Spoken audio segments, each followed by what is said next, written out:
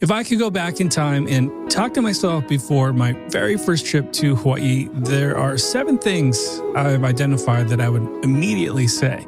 These aren't travel hacks. They're not trends. They're real lessons I learned the hard way after 200 episodes and 30-some trips to Hawaii by talking with locals, Hawaiians, experts, and travelers. Welcome to Hawaii's Best, the podcast helping you plan an unforgettable trip to Hawaii. Here you get practical tips and up-to-date info of what to know before visiting Hawaii. Aloha, I'm Brian Murphy, and I'm the owner of Hawaii's Best and the host of this podcast. Thank you so much for joining me. This episode, it's a little bit different for me. It's episode number 200. And since episode 1, this podcast has been all about you. It's about giving visitors practical tips to plan an unforgettable trip to Hawaii. And everything you're about to hear comes from real mistakes I made early on and lessons I learned later by listening to locals, culture practitioners, and people who actually live in Hawaii. So if this is your first trip or even your second or third, I know this episode will help you experience Hawaii in a deeper, more meaningful way. Along the way, you'll probably hear some familiar voices if you've been listening to the podcast for some time. And these are honestly some of my favorite guests that I've had on the show. So without further ado, here are my 7 things I wish I would have known before my first trip to Hawaii. Number 1, I wish I knew Hawaii is a living culture, not just a backdrop. What I mean by that is, Hawaii is definitely so much more than a theme park. I grew up romanticizing about Hawaii, not knowing if I would actually visit Hawaii. It'd always been kind of an aspiration and a dream to visit Hawaii one day. And having gone there over some 30 times, definitely feel fortunate and blessed to have visited as often as we have. But I remember my first few trips, I had that initial kind of postcard idea of Hawaii. When I think back about my very first trip to Hawaii, I realized I treated it like a setting, kind of like a backdrop for a vacation I had planned in my head for most of my life. I didn't do anything intentionally wrong, but I showed up with a consumer mindset. What can I see? What can I do? What can I fit into a week? And that shifted for me after having numerous conversations on this podcast with people who helped me understand Hawaii as a place you step into, not necessarily something that you just use. Here's a little bit about what Kahanula Solitorio, or Kaha Nui, said about this on a previous episode. Don't just look at it as a vacation. Look at it as an educational opportunity. Look at it as a responsibility when you come travel to Hawaii especially. But enjoy yourself. Yeah. Soak it all in, because being in Hawaii is a special feeling. Hawaii's history is very rich. It's very deeper. Exactly like you said, some people may not even know we have a language, an official language. But if you look a little bit deeper, if you take some time to research, go to the Iolani Palace, go to historical sites, it's all there for us. Another friend on the podcast, Kamaka Pili, helped me see it even more clearly when he talked about how much meaning is held in the land and the language itself. He explained that even the name Waikiki tells a story. If we just look at the name Waikiki, and that's an important thing in Hawaiian culture, are our names. So if you look at Waikiki, W-A-I is freshwater. And Kiki is the action of spouting, like a spring. So Waikiki literally means the spouting springs, because all throughout the shoreline and up into, which is now all covered by cement, they're all freshwater springs. And that's what provided the wetlands and sourced the wetlands aside from streams that flow down from the mountain. That names in Hawaii aren't random. They carry history and deep meaning. And once I started to understand that, Hawaii stopped feeling like scenery and started feeling like a place with memory and with purpose, with layers, with people who were here long before any visitors ever arrived. That one shift alone changed how I moved through Hawaii, how I listened, and how I paid attention. Number 2 kind of goes along with number 1 in that I wish I understood why respect matters so much once you know the history of Hawaii. For a long time, I thought respect in Hawaii was mostly about etiquette. Don't do this, don't say that, follow the rules, take your shoes off when you go into someone's home. All those things are important. But What I didn't understand early on is that respect in Hawaii is rooted in history. And I think once you understand that history, the reactions, the boundaries, and the sensitivities start to really make sense. Kaanui explained it in a way that really made sense for me. It was another sad moment in our history where our culture, our language, our identity was being ripped away from us and being forced upon by another government. And 3 years later, when they banned the language from being spoken, that was just another dagger to the heart of the Hawaiians, because that is our identity as people, is a language. I think that was a big moment for me. I mean, if you go back and you listen to some of the past episodes, I had Kaanui on probably about 3 or 4 episodes. And I've learned a lot from him. I've met with him in person when visiting Oahu, and he's been such a help in helping frame my travels, but what I hope to communicate with you that listen to this podcast as well.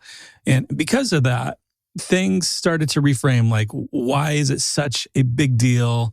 And of course this matters, but why does it matter?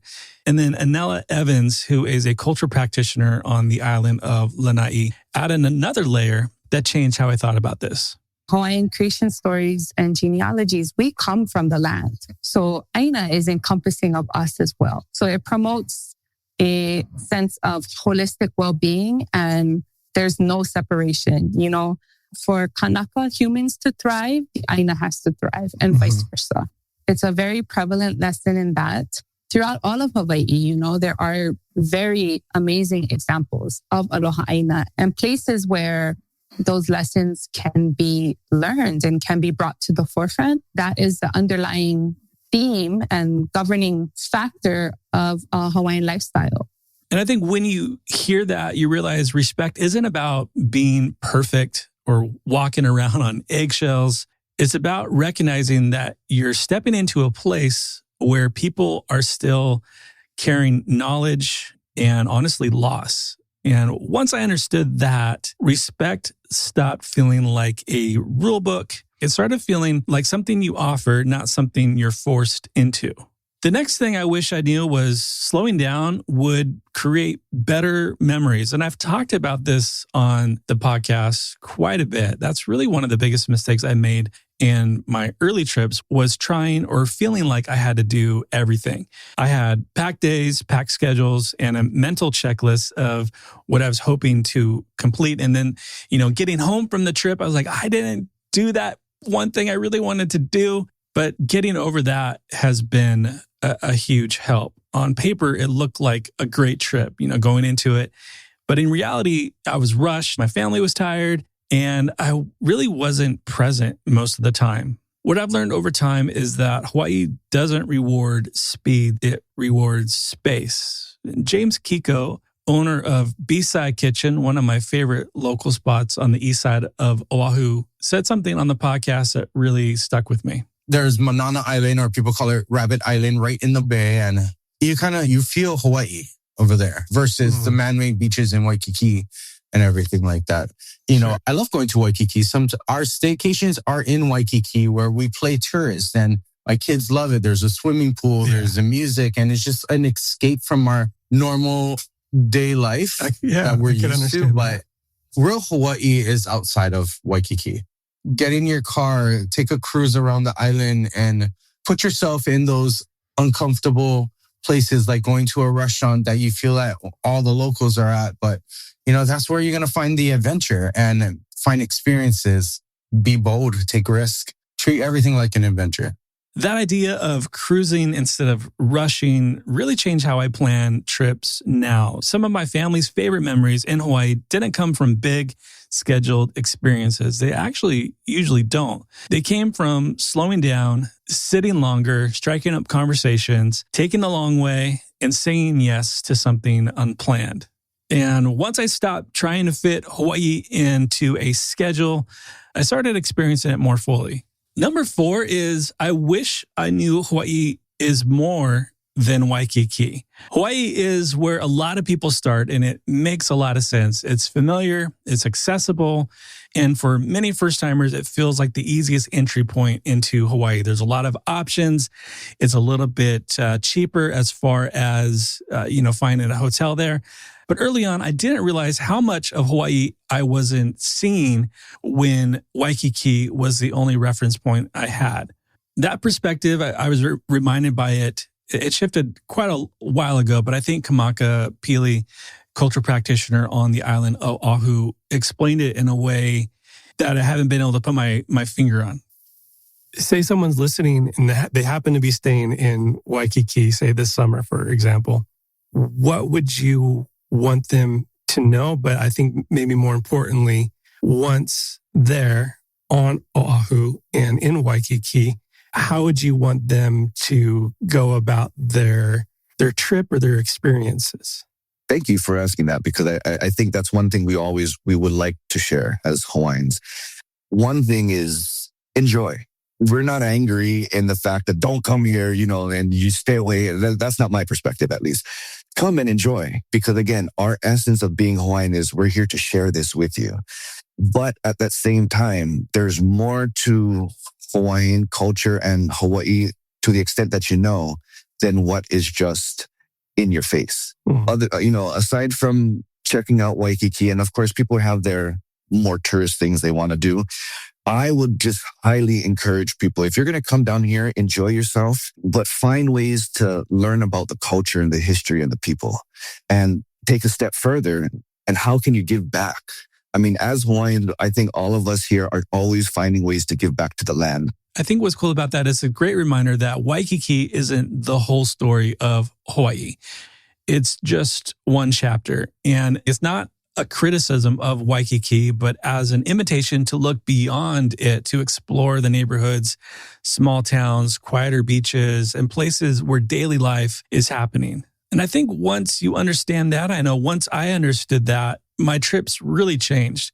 Hawaii felt bigger, more layered, and honestly, just more real. And I stopped expecting one place to represent an entire culture.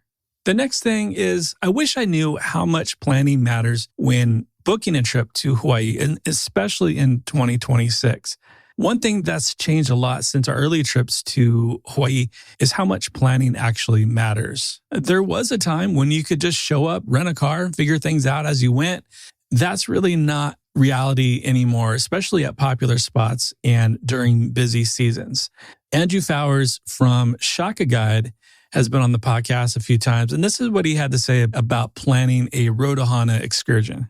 Plan in advance. I mean, Road to Hana is not something you just kind of wake up and like, oh, let's go do the Road to Hana. You really have to plan a little bit in advance there. Really, that applies to a lot of Hawaii now, especially in 2026.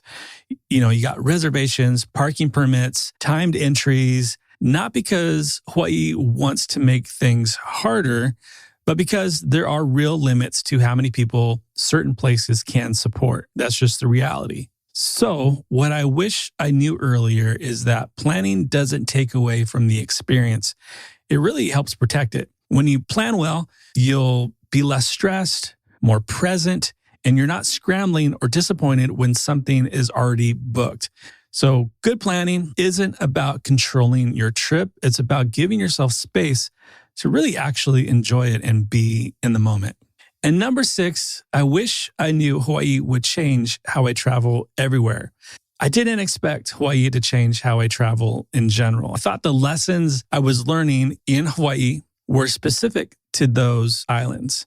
But over time, I realized that mindset kind of followed me everywhere.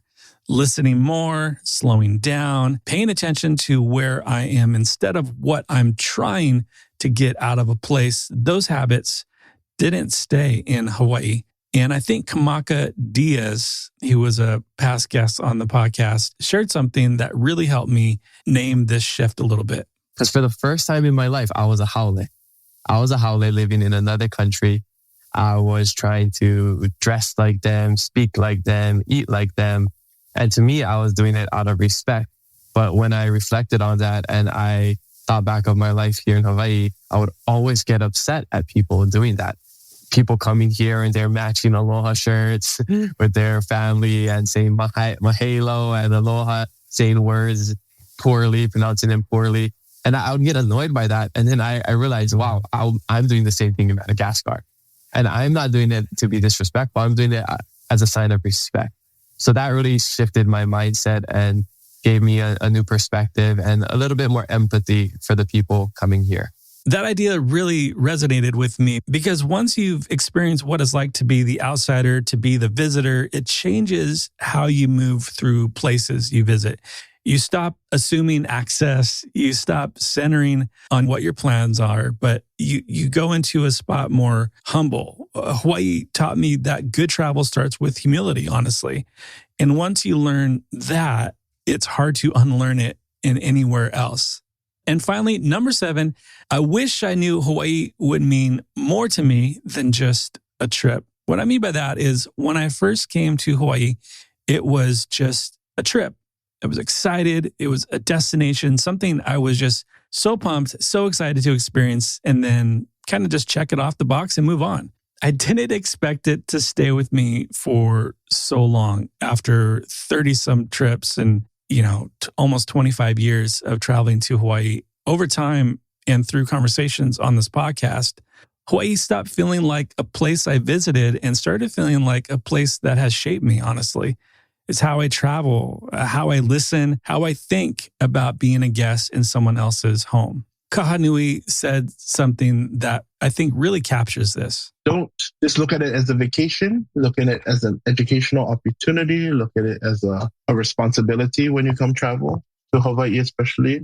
But enjoy yourself. Soak it all in because being in Hawaii is a special feeling, you know. That line really struck me because it puts the responsibility back on the visitor, not to be perfect, but just to simply be intentional. And then Anela Evans added something that felt like really the crux, the heart of it. And I know we've talked a lot about those things, but maybe if we had to boil it down to like 1 or 2 things, just prior to someone boarding the plane, what would you want them to know? Well, I'd ask them to come to Hawaii with an open mind and with the mindset that is willing to learn new ideas, new concepts, new values, and really allowing oneself to be receptive to what life here is all about. And I definitely ask that people try to leave as little as a footprint as possible. And if you did indeed learn from Hawaii, then to take it home with you and share with others what you learned. That's when Hawaii stopped being just a trip for me. It became a relationship, one built on listening, learning, and coming back with more awareness than the last time. And honestly, that's why this podcast still exists 200 episodes later. If there's really one thing, I think, one thing I hope you take away from this episode, it's this. Hawaii doesn't ask you to be perfect. It asks you to be present, to listen, to slow down. I think that's why you booked the trip. You want to slow down. You want to soak in the culture and to remember that you're stepping into a place that means something to the people who call it home. Everything I shared today came from learning. I called, the hard way. It just took a lot more time than I wish it would have.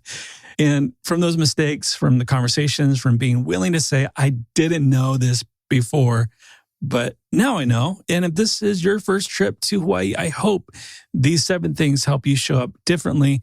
And if you've been before, maybe they help you see it with a set of fresh eyes. And if you ever listened to episode 1 of this podcast, thank you so much. I haven't even listened back to episode 1. And just for fun, I'll drop it in the show notes below, a link to the very first episode of this podcast. One of the tips I have, because I also produce podcasts for hundreds of other podcasters, that's kind of like my day job. One thing, if you're thinking about starting a podcast, is just get those first 20 or so episodes up. Don't go back and listen to them yet.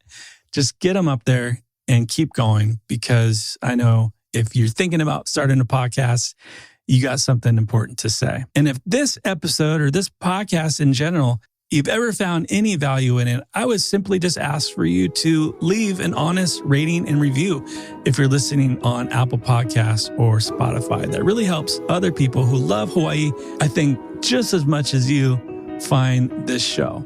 Thanks again for listening. And until next time, as always, live with aloha. Mahalo for listening to this episode of Hawaii's Best. To stay up to date on future episodes, hit follow on your podcast app. Hawaii's Best is a production of Shorebreak Media Group with editing by Easy Podcast Solutions and music courtesy of our friends Stick Figure.